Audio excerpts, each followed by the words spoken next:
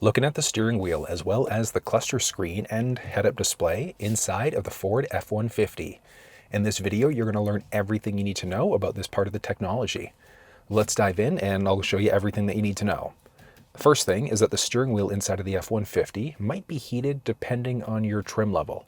If it's heated, down by the center console here, you've got a button off to the side, and it's just a single level for the heat, but it's heated all the way around. The steering wheel inside of the F-150 is also either going to be manual telescoping or power telescoping, depending on which trim level that you're in. If you have a power telescoping steering wheel, along the left part of the column there, you'd be able to go up, down, forwards, or backwards that way. But there's also memory available here too, as an option, just again, depending on your trim. So you're going to set your steering wheel up the way that you'd like to. You might have power adjustable pedals. So if you've got those, set that up the way that you'd like. You're then going to set up your side view mirrors the way that you'd like to. So left versus right side. It has to be highlighted because if it's not, nothing's going to change. And then set up your driver's seat the way that you'd like to as well. So you're going to have the option of going forwards, backwards, up and down. Adjust your backrest with multi-way lumbar support. Higher trims of the F-150 also have a little button in the middle. And that's going to give you the flexibility of turning on massage chair seat. But in the higher trims, you have a few additional options inside of the infotainment system here. So you'd have the flexibility of adjusting out individual elements of the lumbar for the seat there too. So you get quite a lot of flexibility in higher trims. So once you have all of that set up, you're then going to push and hold either 1, 2, or 3 in order for it to remember your own personal profile. From here, you've got the option of toggling your bed lighting on or off. If you're in the PowerBoost version of the F-150, you've got a fuel door release. Every other engine choice will not have that fuel door release. You can figure out what's going on with your lighting. I always recommend keeping yourself in the auto mode though. I'll explain the high beams and lighting in just a second there. If you've got fog lamps inside your vehicle, on, off, you can increase or decrease the brightness of the cluster and the infotainment system simultaneously, and then turn on your side view mirror lighting there too. For your electronic parking brake, you're just going to pull towards you in order to turn it on. Push and hold the brake pedal. Push away in order to be able to turn it off. And then, so many different buttons and a single stalk. This one here is going to be multifunction, obviously for your turn signals there, and then flashing out your high beams as well. But you can't permanently lock your high beams out, and that's because we're currently in the auto mode. So later on at night, when you push away initially, it's going to put you into an auto headlamp mode, which means that if the vehicle recognizes high beams are needed, it turns them on automatically. If somebody's oncoming, it turns them off before turning them right back on again. If you always want to have your headlights turned on though, or your high beams specifically, I should say, go into your lower headlamp mode. So it shows you there what mode you're in. Go to the headlamp mode, push away to turn it on, pull towards you in order to be able to turn it off. But like I said, auto mode is where you're going to live the majority of the time. From here, you've got the flexibility of adjusting out to variable wiper speeds this way. The button on the tip of the left stick here, if you just do a light tap, that's going to be just a single wipe.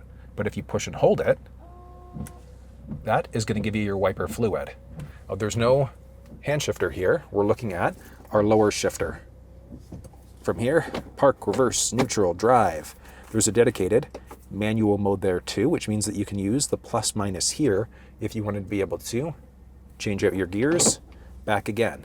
One interesting thing about this shifter though is that if you're out of park, so you're in reverse, neutral, drive, etc., when you go to turn the truck off, it's automatically going to throw the shifter into park for you. Hold on, I gotta show you this. It's kind of neat.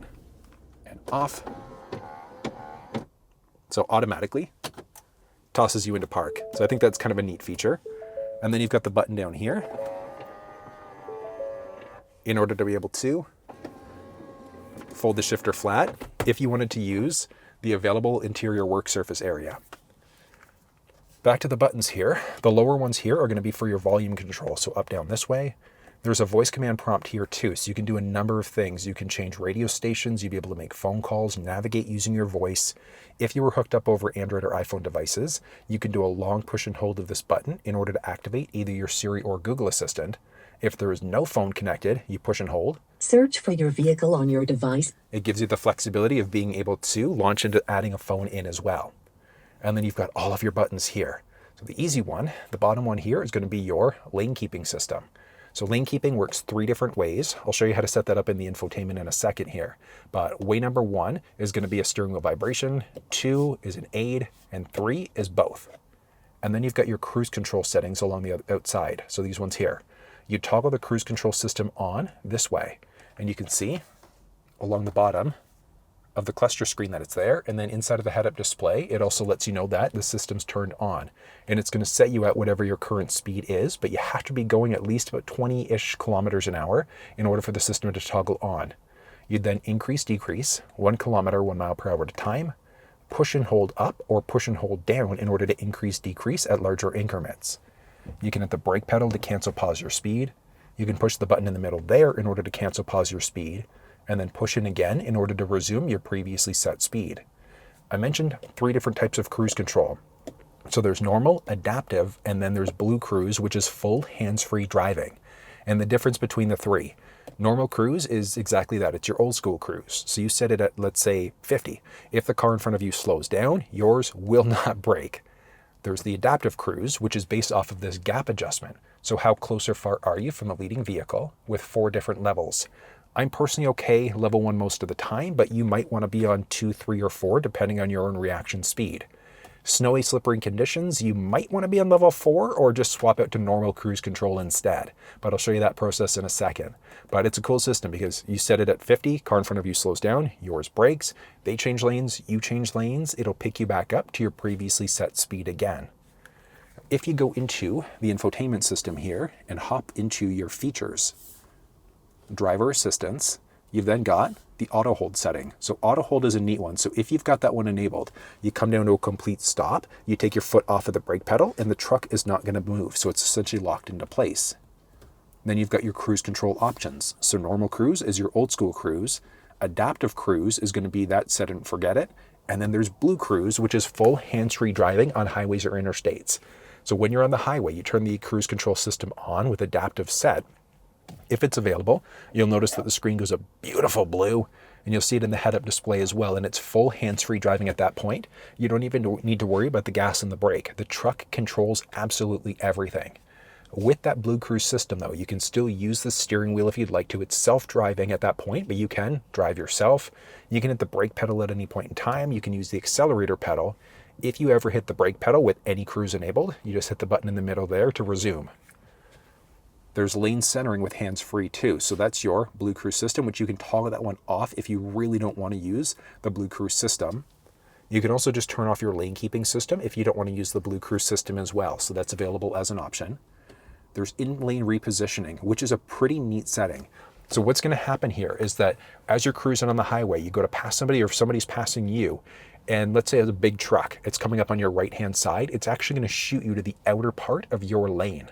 So it's a very small, subtle thing, but just in case of rock chips, in case they drift and things like that, but it does it automatically when you've got that Blue Cruise system enabled. There's also lane change assist. So when you've got the Blue Cruise system enabled, you hit the turn stalk to go left or right. The truck is going to see if there's anybody on the left or the right, and then it's automatically going to change lanes for you. It's a really neat setting. Then there's also predictive speed assist, which is also based off of a tolerance level. So are you okay with going over or under the speed limit, and by how much? And the predictive speed assist works 2 different ways. Way number 1 is as you start to go around a bend at higher speeds, it's actually going to slow the vehicle down to take that into account. Way number 2 is that if the speed sign recognition notices that the speed drops from, let's say, 50 down to 40, it's going to decrease your speed. If it goes from 40 up to 60, it's going to increase your speed. But again, that's based off of your tolerance. So how far over or under the speed limit are you okay with going? And then so many other things that are available. Your driver assistance. You've got your, the lane keeping system.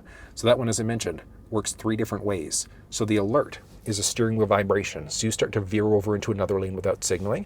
It vibrates the steering wheel almost as if you're going over rubble pavement or there's something wrong with your alignment. There's nothing wrong. You're just drifting into other lanes without signaling.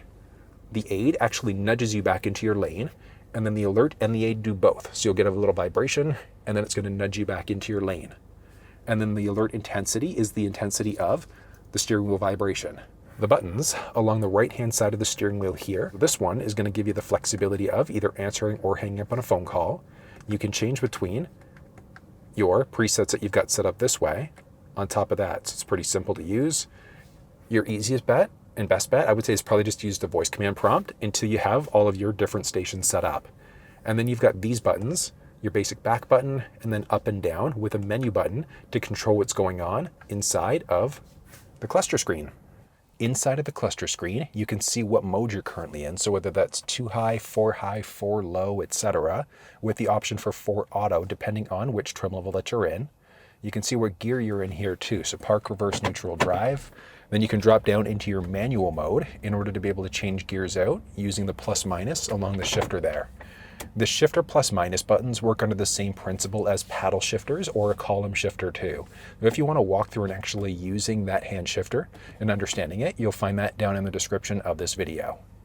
You can see your tachometer along the left-hand side, a few different gauges along the top. The 2 on the outside are always locked into place, but you can swap the inner gauges. I'll show you that in a minute. And then you've got your speedometer along the right-hand side, whether or not that lane keeping system is enabled, disabled, your current direction that you're facing, and then your current vehicle odometer there, and then vehicle speed if it's recognized. And then we've got the controls along the right-hand side of the steering wheel here in order to be able to move between a few different options. So the first one is going to be your driver assistance view. So when you've got cruise control enabled, etc., you're going to notice that lane markings and things like that are recognized, and you'll notice that this screen changes colors when you've got the blue cruise system going. Down a level is just your basic calming view. So if you want more of that relaxing view instead, I mean, look at that. It gets rid of all the extra fluff that you don't really necessarily care about. There's a trip 1 counter, trip 2 counter available. You can easily reset your trip counter by pushing and holding the OK button when you're on that screen. So you just push and hold until it gets to the reset, and it'll center it back out again. You've got current fuel economy inside the vehicle, your tire pressure that you've got, basic measurement units. So you've got a few things that are along the top of the screen there too. Your off-road status, which is useful for vehicle pitch and roll, etc. So you can see what's going on. Your steering angle, things like that. So again, useful if you're going off pavement. And then you've also got your configure view. So if you hit the OK button at this point, that's going to pull you up to this screen. And you'll notice that a few of these are grayed out because you have too many things added into your screen view here. So you can start removing things. And you'll notice there that you can now add different options in. So you've got tire pressure, measurement units, off-road status, pitch and roll, things like that. So you can customize your My View, which is this page here. If you were to hit the back button along the steering wheel here, it's going to then pull you up to your main menu view. So you can dive into individual options. So things like your trip counter, trip 1 versus trip 2, your fuel economy, this trip, etc. And you can just push the OK button to dive into any of those options. And then you've got those same options along the outside there. Hitting back again and back one more time brings you into a few other options for main menu, including your head-up display. Head-up display is not standard inside of the F-150, but it is there optionally. You'd have the flexibility of toggling the head-up display off completely if you'd like to, so if you just don't want to see the head-up display. But that welcome animation is kind of neat. And then you've got a lot of flexibility, so you can adjust things out. You can adjust the brightness of the head-up display, just going up and down using the arrow pad on the right-hand side of the steering wheel. But I always recommend maximum brightness just to make it easy to see. You can then adjust the vertical position. So how high or low does the head-up display sit? Again, just based off of your own personal height. And then your rotation. So you can have it rotate to the left or the right, just depending on how you tend to sit inside of your truck. You can adjust what content's showing up there. So do you want your time, temperature showing up, driving assistance if you've got your cruise control set up, and then pitch and roll if you were in your off-road layout. So if we go to your drive mode layouts now, you've got a few different modes that are available, and that's going to be based off of the drive mode that you've selected. So if you're in the off-road drive mode, it's automatically going to flip you to the off-road mode for the head-up display. And the head-up display off-road mode looks pretty neat, but you've got the flexibility to permanently lock it in to that mode as well if you'd like to. But I mean, yeah, I just think that looks cool. There's a tow haul mode that's available there too. Basic normal mode, but then automatic is going to determine which mode you're in just based off of the current drive mode that you're in. And then if you've got an active route going inside of the truck, and this is strictly going to be for factory navigation, it's going to show you your turn-by-turn directions right inside of the head-up display. So if you've got a phone map going through Apple CarPlay, Android Auto, etc., it wouldn't show those maps. It's strictly going to be for factory navigation. Back from there, series of options for your gauges. So your measurements, up and down there. And then off-road, you can see your compass, drop down for off-road status, and then up again for your pitch and roll. Now your compass view here is strictly for the compass, but if you've got an active route going, so let's go ahead and Obey traffic laws. Be alert and use voice commands while driving. just starting a route up Turn there. left and then turn left. So it's not a full mapping cluster that you get inside of the F-150 there, but you've at least got your turn-by-turn directions, which are incredibly useful. And then back down to get to a compass view, off-road status, and then your pitch and roll there again. And back. You can see towing information, so if you're towing a trailer, you can see your light status, towing status, etc. Basic status information for the vehicle, so looking at seatbelts, oil life information, so if you're changing oil out yourself, you can reset your counter just by pushing and holding the OK button there for a few seconds. Check out your current tire pressure, and then navigation, which we've got an active route going right now, so you'd be able to cancel your route. Hopping back in to navigation, you can look at your home address, so if you've got it set up there, you can tap home and it'll navigate you home. See what previous addresses you've searched for, your favorites if you've got favorites set up, and then your nearby point of interest icons. With the factory navigation, you do have connected navigation now inside of the F-150. Typically, you're looking at 1 year of connected service. After that 1 year is up, the map essentially just moves into a dead moving map, and you can't add in any additional addresses there. So you can't actually search for an end destination and have it navigate for you. But you can still hook your phone up if you wanted to use Google Maps, Apple Maps, or Waze through iPhones, and then Google Maps and Waze through Android devices. But if you want to walk through on the infotainment specifically to set that up, you'll find that down in the description of this video. But we can easily jump back in to previous addresses this way. And when you do, you've got your little turn-by-turn directions that pop up along the very top there again.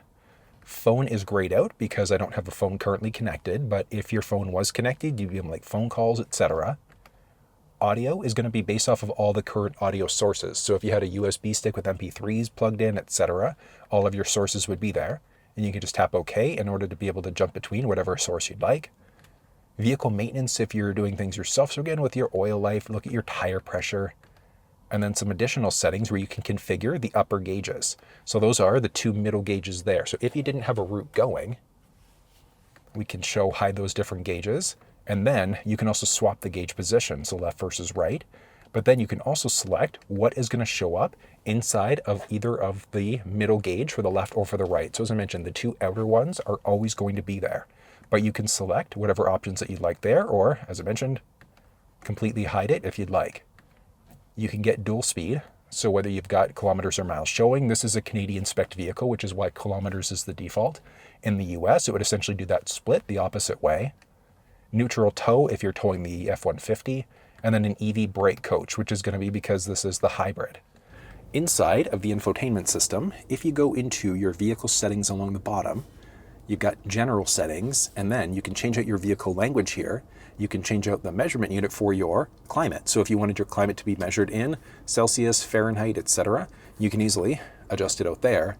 But then you can also change out your measurement units. So do you want to be in either miles per gallon or liters per 100 when you've got your trip counter going? If you're in kilometers, you're going to be used to this kilometers and liters per 100. That's going to give you the measurement that you're typically used to.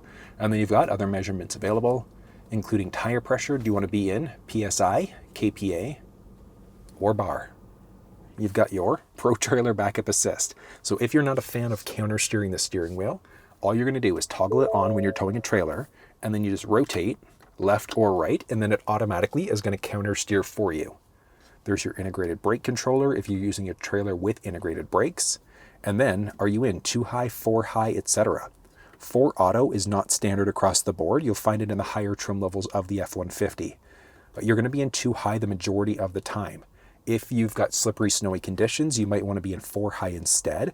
If you're going off pavement, etc., 4 low. So heavy towing, off pavement, if you're pulling a boat out of water, things like that. And then 4 auto figures out which mode you're in there automatically.